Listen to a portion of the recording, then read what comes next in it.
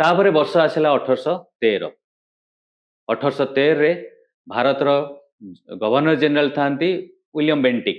1813 रे गोटे charter act आणले, चार्टर एक्ट 1813।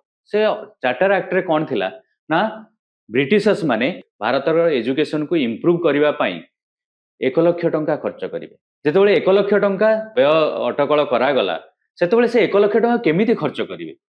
प्रथम प्रश्न आसिला जे जो भारतर एजुकेशन सिस्टम अच्छी जोटा कि मुख्य सेतबेले पर्यंत आमर थिला संस्कृत रे थिला, संस्कृत एवं लोकल रीजनल लैंग्वेज रे थिला। तेणु को लैंग्वेज रे हबो, को लैंग्वेज से माने यूज करिवे से ऊपरे डिबेट चलला। जेतेबेले डिबेट चलला इवन आमर प्रसिद्ध प्रसिद्ध संस्कारवादी राजा राममोहन राय से मध्य मत व्यक्त करथिले जे नाइ संस्कृतटा बहुत कष्ट, तेणु आउ किछि लैंग्वेज आमे जानिबा दरकार।